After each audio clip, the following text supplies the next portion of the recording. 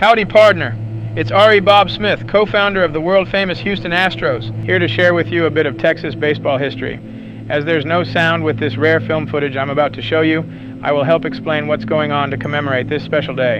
It was on a Monday, December 21st, 1959, and the location was the Crossroads Restaurant at the Great Southwest Club, midway between Fort Worth and Dallas, off the turnpike near Arlington.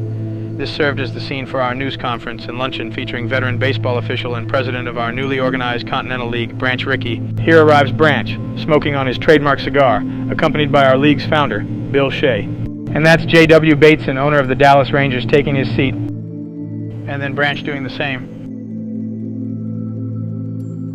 Members of the press settle in for a morning full of speeches. Our master of ceremonies that day was Arlington Mayor Tommy Vandergriff, a key leader in the move to get a major league team for the Bi-County area. Here he is introducing Branch and Bill to reporters. Here Bill explains how he helped organize our league after it became apparent that the existing major leagues were not going to accept a second team from the New York area.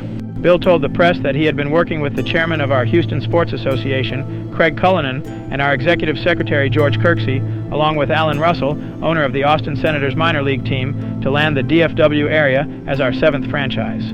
Branch here, puffing on his stogie, answers reporters' questions. He turned a grand 78 just the day before, and he had logged 56 years of experience in organized baseball by this time. Branch tells reporters that Dallas and Fort Worth should enter our Continental League, and that it was the area's only chance to get into the big leagues. He noted that the majors were not going to expand, but that they would not oppose our 3rd league. Branch then got into how the minor leagues were dying and that they had been damaged by television broadcasts of major league games. Following the 2 morning news conferences, there was a big luncheon for more than 200 civic leaders from both cities. A replica of a baseball diamond with large ripe olives and limes serving as baseball players was the contribution of restaurant manager Camille Deplo, an ardent baseball fan. In addition to Branch and Bill, we had representatives from our founding cities present. This included Craig and George representing Houston, Dwight Davis Jr. of New York, yes, of the Davis Cup family fame, Bob Howsam and Colorado Senator Ed Johnson representing Denver, Wheelock Whitney of Minneapolis-St. Paul, and Eaton Chalkley of Atlanta, also known as the husband of screen actress Susan Hayward. Only Toronto was not represented as they had an important stadium meeting scheduled that day. Branch told the large audience that we had only 2 places left in our league, and that in addition to Dallas-Fort Worth, the cities of Buffalo and Montreal were contending for the open places. He then told the civic leaders who were in support of a team for the Twin Cities that it was a question of put up or shut up, and that $2.5 million would have to be put up for operating costs and security, and that our deadline for league entry was January 10th, 1960.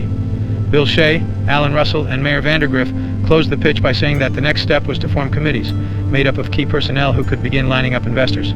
No sooner than the very next day, we see Branch strolling into the international room at Dallas Love Field Airport to announce that the Dallas-Fort Worth area had grabbed off one of our 2 remaining franchises.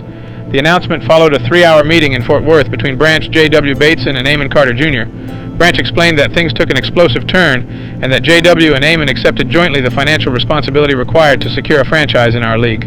Amon said that big league baseball would be a boom to the area. Neither he nor J.W. disclosed the amount of money for which they were committed, but the standard price for a franchise in our new league was $150,000, with an additional $1.5 million working capital and another $1 million in reserve. Amon praised Arlington Mayor Tommy Vandergriff as the one who got the major league ball rolling for the DFW area. JW's Dallas Rangers franchise would need to move out of Dallas by 1961, the date when our new league was scheduled to begin operation. The press conference concluded with JW reading a joint statement he had prepared with Amon Carter. Before I go, we have assembled some great moments of Texas baseball history that have been forgotten or lost for many years now, which you will find on our YouTube Shorts channel, From Derricks to Diamonds. There we revisit how major league sports like baseball and football finally got the Texas brand, or as I like to put it, Texified. I invite you to take a look and sample a few episodes, hopefully starting at the beginning of our illustrious story, and most of all, please subscribe, like, and comment, as this story ain't near over. Adios and arrivederci, partners.